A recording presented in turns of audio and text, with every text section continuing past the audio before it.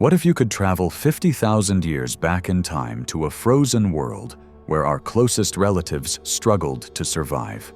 What would you see if you stepped into a cave faintly lit by fire, surrounded by men and women with robust features who shared their lives with woolly mammoths, shaggy rhinoceroses, and saber-toothed cats? Dear time traveler, today we will enter a chapter of Earth that feels far closer and deeply human, the age of the Neanderthals, a world shaped by ice and wind, where survival depended on ingenuity, cooperation, and an intimate knowledge of nature. Far from the image of clumsy and primitive beings, Neanderthals were masters of fire, skilled stone tool makers, and highly organized socially. Their daily lives were a delicate balance between the hardship of the hunt, the richness of gathering, and the bonds that held the clan together. They were different, yet at the same time astonishingly similar to us. Prepare to join us on a journey through a full day in the life of a Neanderthal, a reconstruction grounded in science, drawn from fossilized bones, the traces of ancient hearths, and the tools they left behind as silent witnesses to their existence. But before we begin this adventure into the heart of the Paleolithic, do not forget to leave a comment telling us where you are watching from, and to subscribe to the channel so we can continue exploring the mysteries of prehistory and human evolution together. Thank you, and let the journey begin. 50,000 years ago, the world was a radically different place from the one we know today. A vast expanse of frozen forests and endless steppes stretched across the northern hemisphere, a landscape shaped by the harsh grip of the last great ice age. This was not the world of the dinosaurs, extinct tens of millions of years earlier, but the world of the Neanderthals, our distant cousins. For thousands of years, these hominins adapted and thrived in an environment that would be utterly uninhabitable for modern humans, living alongside woolly mammoths, woolly rhinoceroses, and saber-toothed cats. Science, through the study of bones, stone tools, and the remains of their ancient shelters, has been able to reconstruct fragments of their story. Every fossilized bone, every carefully shaped spear point, and every trace of an ancient hearth is a clue that allows us to glimpse their existence. Today, we will go beyond simply observing these remains. We will embark on an exercise of imagination firmly grounded in scientific evidence to reconstruct an ordinary day in the life of a Neanderthal. A day that could have taken place 50,000 years ago in what is now southern France. Somewhere like Bruniquel-Cove, where astonishing structures made of stalactites have been discovered, suggesting ritual or social use. Their intelligence, so often underestimated, revealed itself in the sophistication of their tools, known as the Mousterian stone tool tradition. Unlike the simple flakes used by their ancestors, Neanderthals perfected the Levallois technique, which allowed them to produce flakes of predetermined shape, optimizing the manufacture of spear points and scrapers. This technological advance not only demonstrates an ability for abstract thought and planning, but also reveals remarkable efficiency and a deep understanding of the properties of stone. Their skill in creating and using these tools was essential to their success as hunters. Beyond their technical expertise, archaeological evidence points to a rich cultural and social life. The discovery of ochre and manganese pigments at their sites suggests that they may have used these minerals to paint their bodies, the animal hides they wore as clothing, or even the walls of their caves. These practices, far from being purely practical, hint at a capacity for symbolic thought, artistic expression, and group identity. Such findings challenge the long-held notion that Neanderthals lacked abstract thinking and invite us to see them as complex beings with an inner life that, while unreachable to us, was not devoid of meaning or ritual. Our goal is not only to recount their actions, but also to understand their mindset and their daily struggle. By the end of this journey, we will discover that despite profound differences in environment and technology, their lives were not so distant from our own. They were intelligent, social beings with a deep connection to their surroundings. In many ways, they were as human as we are. But who were the Neanderthals, really? For a long time, popular imagination reduced them to clumsy and primitive brutes, a mere missing link in our evolution. This perception is entirely wrong.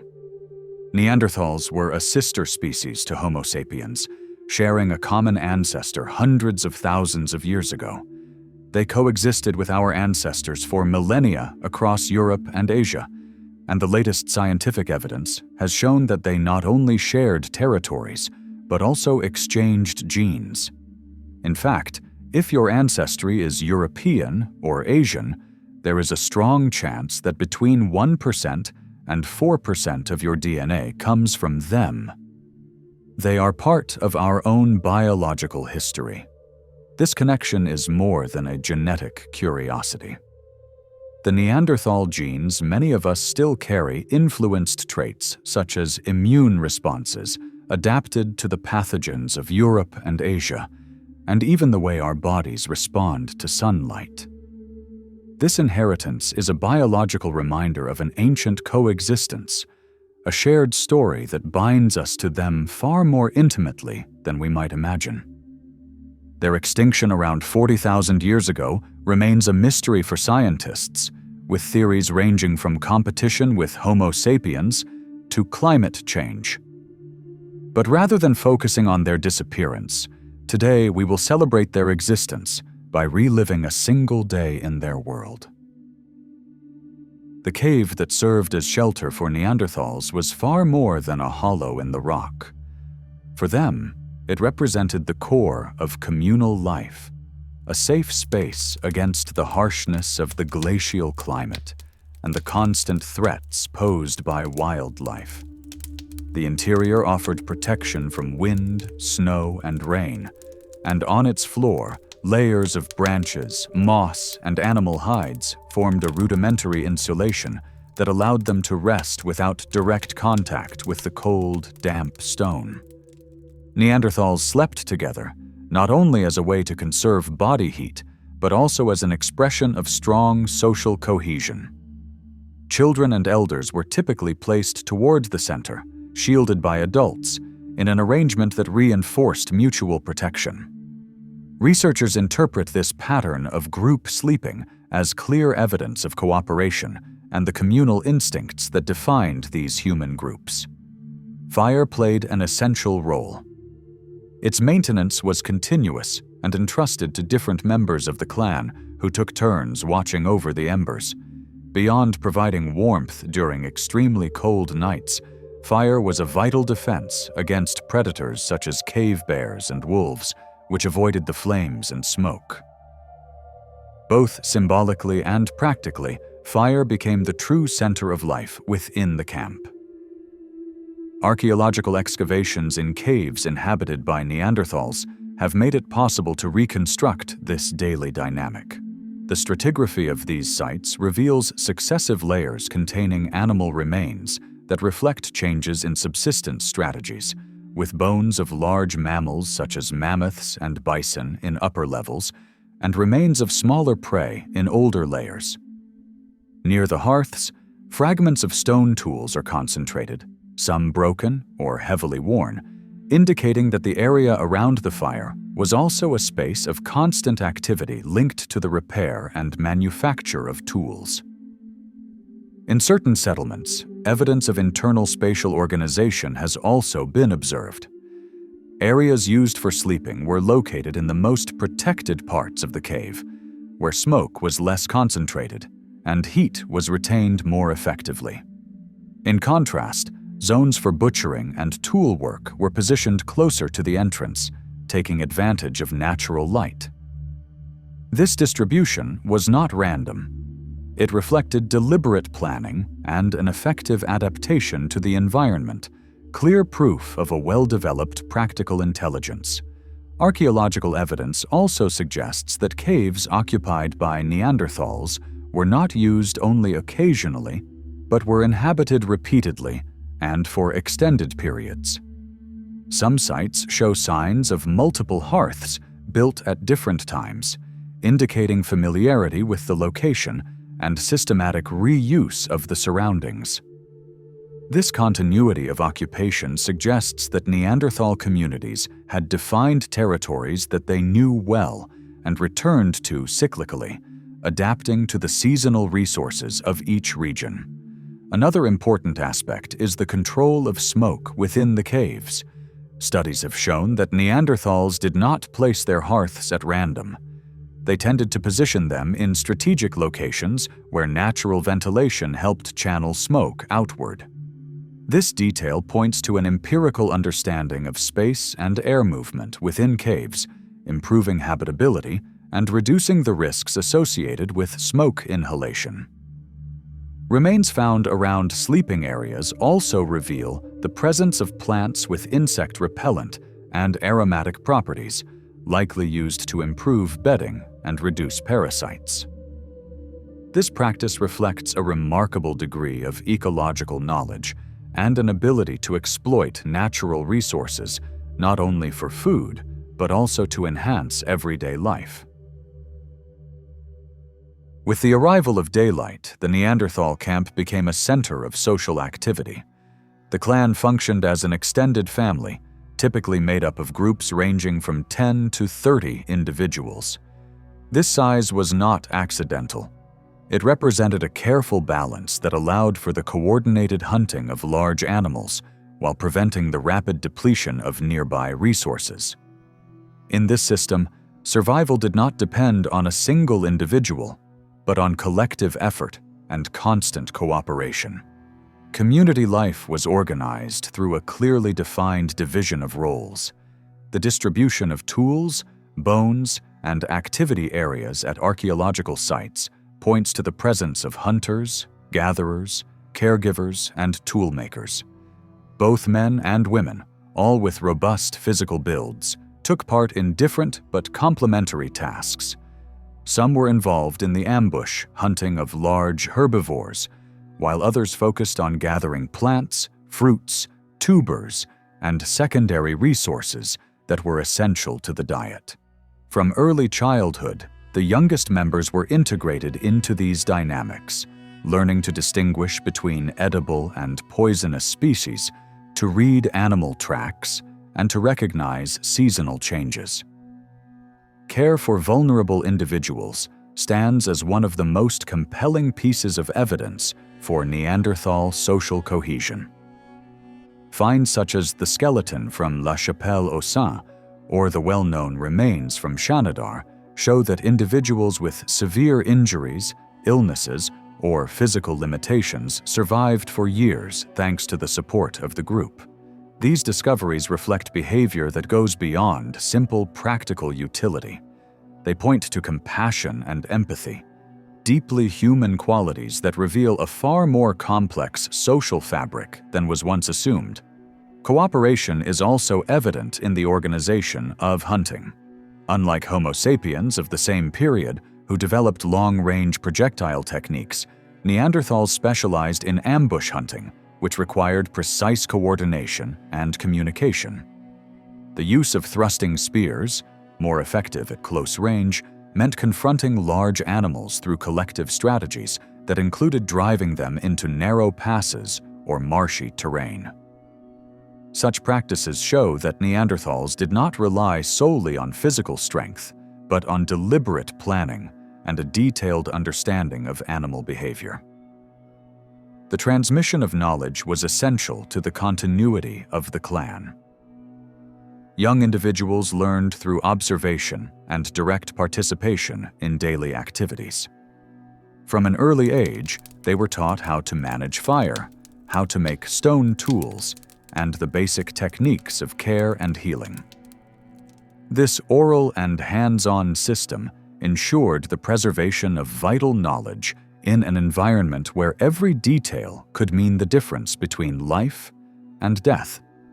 The symbolic dimension of Neanderthal life is also reflected in their funerary practices.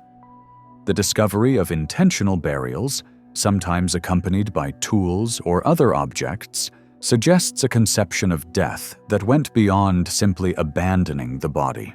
Although debates continue over the interpretation of certain sites, such as the well-known case of pollen found at Shanidar that may indicate burial with flowers, the evidence points toward the presence of ritual behavior and respect for the dead. These practices reveal a capacity for abstract thought and a cultural life far richer than once believed. Taken together, Neanderthal community life reveals a combination of practical organization, social cooperation, and symbolic behavior. The division of labor, care for the vulnerable, transmission of knowledge, and possible ritual practices surrounding death paint a portrait of a complex human group well adapted to the challenges of the Ice Age. Beyond physical survival, Neanderthals shared a way of life rooted in belonging and interdependence, elements that formed the foundation of their success over tens of thousands of years. The first activity of the day was shaped by the need to restore energy after the long night inside the cave. Access to fresh food was limited, so the Neanderthal breakfast relied on a combination of gathered resources and remains from the previous hunt. Their diet included nuts such as hazelnuts and acorns, roots and tubers dug from frozen ground, as well as preserved meat from the day before.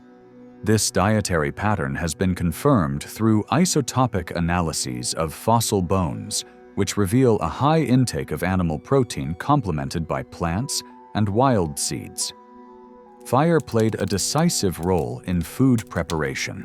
It not only allowed meat to be cooked, making it easier to chew and digest, but also eliminated parasites and bacteria, increasing the chances of survival.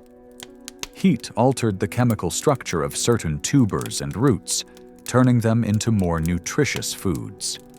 There is even evidence suggesting that Neanderthals may have developed simple techniques of smoking and drying, allowing them to preserve meat and fish for longer periods and reduce the risk of scarcity. Stone tools were an essential part of this daily process. Using scrapers and flint knives, they cut meat into thin strips and stripped bones to extract every possible resource. Long bones, intentionally broken, show that they extracted marrow, a vital source of fat and energy. Breakfast, far from being a light meal, was the first step of a day that would demand enormous physical effort in such a challenging environment. In addition to meat and basic plant foods, Neanderthals also occasionally consumed honey, mushrooms, and bird eggs when available. These less frequent resources provided natural sugars, fats, and additional proteins that complemented their diet. Traces of pollen and plant microfossils have been found in dental calculus, indicating that their food intake included a wide variety of plants, some of which may have had medicinal properties as well as nutritional value. Food availability varied with the seasons, forcing clans to remain flexible in their diet. During the harshest winters, meat and animal fat became the almost exclusive foundation of nutrition, while in milder months, they could supplement their meals with seasonal fruits, berries, and wild herbs.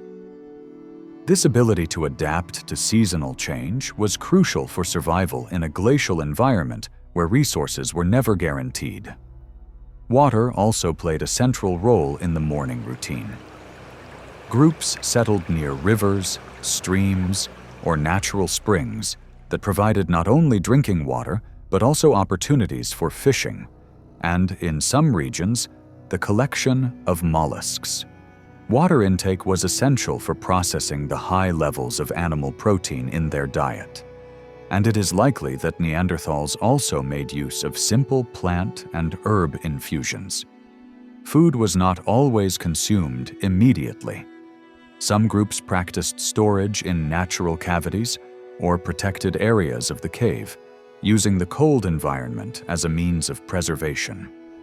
These strategies reflect a forward-looking mindset. Food was not only eaten on the day it was gathered or hunted, but managed to ensure survival during less successful hunting periods or times of scarcity. In this way, the Paleolithic breakfast wasn't merely a morning meal, but a key element within the complex web of survival strategies developed by Neanderthals in an unforgiving world. Neanderthal subsistence was deeply tied to big game hunting. These human groups were capable of organizing complex ambushes against large animals such as bison, deer, wild horses, and even mammoths. Unlike contemporary Homo sapiens, who developed more advanced long-range weapons, Neanderthals relied primarily on thrusting spears. These sturdy weapons, tipped with carefully shaped stone points, were used at close range, forcing hunters into dangerous proximity with their prey. Such a strategy demanded precise coordination and considerable courage, as confronting animals weighing several tons carried lethal risks for the group. The organization of hunting involved a well-structured collective effort. Several individuals drove animals toward unfavorable terrain, such as narrow passes, ravines, or marshy areas where movement was restricted. There, other members of the group waited to deliver the final attack with their spears. This cooperation demonstrates not only physical strength, but also a remarkable capacity for planning, communication, and spatial memory. Hunting traces found at European sites, with animal bones bearing butchery marks in strategic locations, reinforce the idea that Neanderthals mastered their terrain and knew how to use it to their advantage. Gathering complemented the diet and was an equally essential activity. Women and children actively participated in the search for wild fruits, berries, tubers, seeds, and herbs. At times, they also collected wild honey and small animals such as birds, mollusks, or rabbits. This plant-based and secondary intake provided vitamins, sugars, and fiber that balanced their high consumption of animal protein. The diversity of microfossils found in Neanderthal dental calculus confirms that their diet was far more varied than once believed. Knowledge of the environment was their greatest strength. Neanderthals possessed a finely tuned, practical intelligence, capable of reading tracks in the soil, anticipating animal migrations, and distinguishing between edible and toxic plants. Their seasonal movements followed herbivore herds, adapting to the natural rhythms of the landscape. This command of territory extended beyond hunting. It allowed them to choose optimal locations for camps, take advantage of water availability, and organize resource use in a sustainable way. In a harsh and ever-changing world, this detailed understanding of nature marked the line between survival and extinction. In addition to terrestrial hunting, Neanderthals also exploited aquatic resources when available. At coastal and riverine sites, remains of fish, shellfish, and mollusks have been found, indicating that they could diversify their diet with protein sources beyond large mammals. This dietary flexibility reflects an adaptive strategy that allowed them to survive across a wide range of ecosystems, from open plains to rocky coastlines. Patterns of cut marks and fractures on animal bones reveal the exhaustive use of each prey animal. Not only meat was consumed, but also fat and, in some cases, skin and tendons, which were transformed into clothing or cords. This complete management of resources demonstrates an efficient mindset in which nothing was wasted and everything served a practical purpose. Such behavior ensured food security while also providing essential materials for daily life. Accumulated experience was passed down from generation to generation through direct teaching and imitation. Young members learned how to read tracks in the mud, interpret animal behavior, and recognize the signs of seasonal change in plant life. This constant learning process not only guaranteed the continuity of the group, but also strengthened bonds among its members. Hunting and gathering, beyond being subsistence activities, were spaces of cultural transmission where Neanderthal identity and shared knowledge were forged and preserved. After hunting and gathering activities, the afternoon was usually devoted to maintenance tasks and organization within the camp. Tool production and repair were among the most frequent activities. Neanderthals belonged to what is known as the Mousterian tradition, characterized by advanced mastery of stone knapping through the Levallois technique. This method allowed them to produce flakes of predetermined shape and use them to create highly precise spear points, scrapers, and knives. These tools were not only essential for hunting and butchering animals, but also for processing hides, cutting wood, and preparing food. Working animal hides was another key activity. After a hunt, skins were cleaned and treated with flint scrapers, transforming them into garments capable of withstanding extreme cold. This technical knowledge, combined with the making of cloaks and coverings, was essential for survival in an environment defined by freezing temperatures. They may even have used bone awls to sew hides together, representing a higher level of complexity in their adaptation to the climate. The afternoon also allowed time for social life and care of the clan. Elderly individuals, or those with serious physical limitations, were supported by the community, implying that these hours were also devoted to caring for the sick and injured. The use of plants with medicinal properties, detected through dental residue analysis, points to an empirical knowledge of botany and rudimentary healing practices. Mutual care, along with food sharing and attention to young children, strengthened group cohesion. The inner areas of caves also functioned as communal workshops. Here, archaeologists find concentrations of fragmented flint, bones used as raw material, and evidence of repeated hearths. This space was the center of daily activity. While some individuals shaped tools, others taught the younger members how to identify suitable stone or how to skillfully handle newly made implements. Learning was constant in these interactions and reinforced cultural transmission across generations. Resource management extended beyond stone and hides. Neanderthals also used bone, antler, and wood to create complementary tools. Some sites show evidence of wooden implements hardened by fire, likely used as spears or digging tools. This versatile use of raw materials demonstrates an ability to experiment with different resources and adapt them to multiple purposes, maximizing everything obtained from nature. Another fundamental aspect of the afternoon was strengthening social bonds through cooperation in shared tasks. Collective activity around the fire or within stone workshops served a practical function, while also providing a space for interaction where experiences, strategies, and knowledge were shared. The repetition of these routines helped establish a shared identity, reinforcing the clan as an inseparable unit of survival. Afternoons were also an ideal time for structured teaching of the young.